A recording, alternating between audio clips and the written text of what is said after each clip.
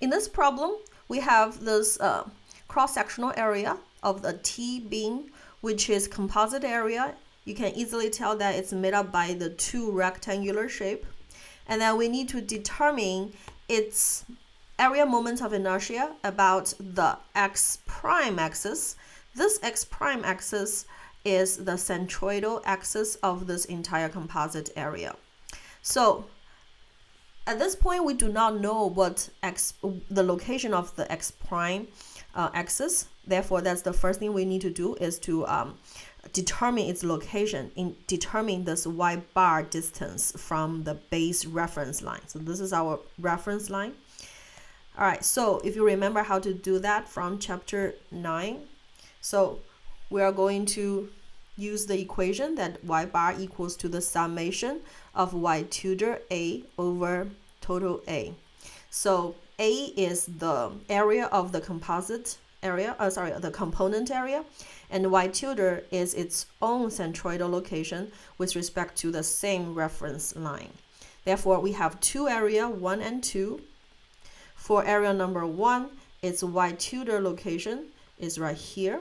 So from here to here, that will be half of its height, that's 75 millimeter. So this is another 75 millimeter plus another 30 millimeter. Therefore, the y tilde equals to, from here to here, 105 millimeter. Its area equals to the height times width, 150 times 30, which equals to 4,500 in the unit of millimeter squared. Therefore, the product y tilde A equals to 472500. That is basically 105 multiplied by 4500. And then for area number 2, for this right here, its centroidal location is here. Therefore, the distance from the reference line is half of 30 millimeter, therefore 15 millimeter. Area is the same as the previous ones because the two shapes are actually of the same height and width, just different orientation. So that will be 4,500 as well. So tilde y A equals to 67500. And then we add these together, divided by the total area. So y bar equals to 472500 plus 67500 divided by the total area, which is simply 4,500 multiplied by 2, and that equals to 60 in the unit of millimeter. So that's the first thing we've done, is to determine the y bar location, which is a 60 millimeter. So now we know where the centroidal x prime axis is. Now we can determine the area moment of inertia of this cross-sectional area with respect to this axis. The way to do it is to use the parallel axis theorem again. We're going to first determine for area number 1 its moment of inertia about its own centroidal axis. Let's call it x1, which is parallel to the x prime axis. So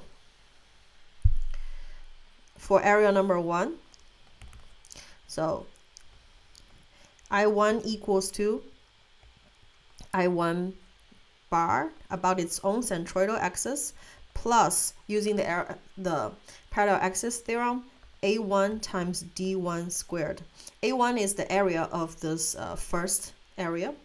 D1 is the distance from its own centroidal axis to the centroidal axis of the composite area. So this is my D1 here. So I1 bar can be determined by the standard formula, which is 1/12 BH to the third power. The base is 30. The height is 150 raised to the third power. Plus area, we just determined it previously. That's 4,500 millimeters squared times D1. D1, this location is at 105 millimeter from the reference line. We determined that earlier. So that's this number right here. Then we determined that y bar equals to 60 millimeter. So 105 minus 60, which is 45 millimeter. That is D1 and raised to the second power. So I1 equals to 17.55 times 10 to the 6th power millimeter to the 4th power. As you can see, I'm using the engineering notation here. So this is the moment of inertia of the first area with respect to the x prime axis. So for the next area, which is this one right here, same thing. I2 equals to I2 bar plus A2 D2 squared.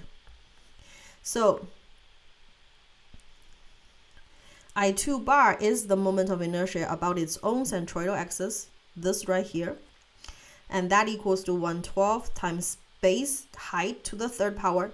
Now, because of the different orientation, the base now is 150 millimeter. The height is 30 millimeter raised to the 3rd power, plus the same area, 4,500 times. The distance D2 is this right here, which equals to 60, which is this right here, minus half of 30 millimeter. So from here to here is 15. So 60 minus 15 raised to the 2nd power. So this equals to 9.45 times 10 to the 6th power millimeter to the 4th power. So the total moment of inertia about the x prime axis that we're looking for simply equals to the sum of these two, which equals to 27 times 10 to the 6th power millimeter to the 4th power, or 27 times 10 to the negative 6th power meter to the 4th power.